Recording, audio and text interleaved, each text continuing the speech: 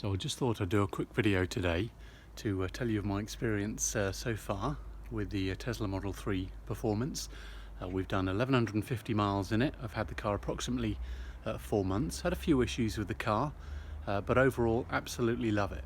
But I thought we'd just talk you through the issues initially.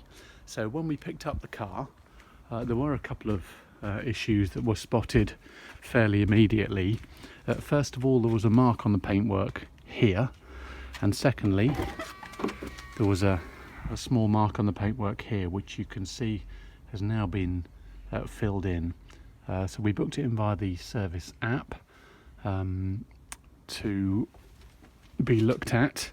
The second issue was there was quite a lot of wind noise at 30 miles an hour, seemingly coming from this corner. So it was booked in about 2 weeks after we picked the car up. The problem with the windscreen noise was the fact that the windscreen wasn't actually bonded in correctly. So anything from sort of 26, 27 miles an hour is quite a lot of wind noise coming from there. Must say Tesla service have been absolutely fantastic. They sorted that issue out straight away. So that was great. Since then, we've been on a road trip down to Brighton. We actually went to pick up our second car. I've had a Nissan Leaf for 5 years, so very used to electric motoring. First time we've been on the motorway, and noticed that there's actually a Rattle coming in at sort of 60 to 70 miles an hour from the passenger side. So it seems like it's coming in somewhere around this kind of area. So the car's actually booked in to go tomorrow for them to have a look at that. Now, interestingly, they've actually given me potential £70 plus VAT bill to look at that if they don't agree that it's a warranty issue. To me, I don't think that's on really, because £53,000 car, £56,500 now, seems quite a lot to me to have a car that is making a rattle at 70 odd miles an hour. On top of that, there's a couple of other issues. Actually just noticed today that the actual spoiler at the rear is actually quite loose. Now it appears as if that's just glued on. Apparently this is an £800 option on some cars that don't have it already, and if that can just be ripped off relatively easily, then that's not great.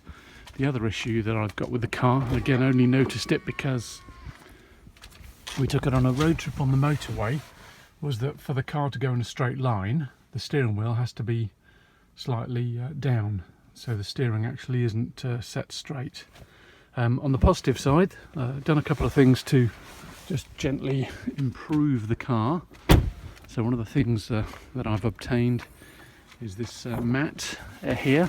Obviously that's fairly empty normally, but this mat was only £10 from eBay, so that's good.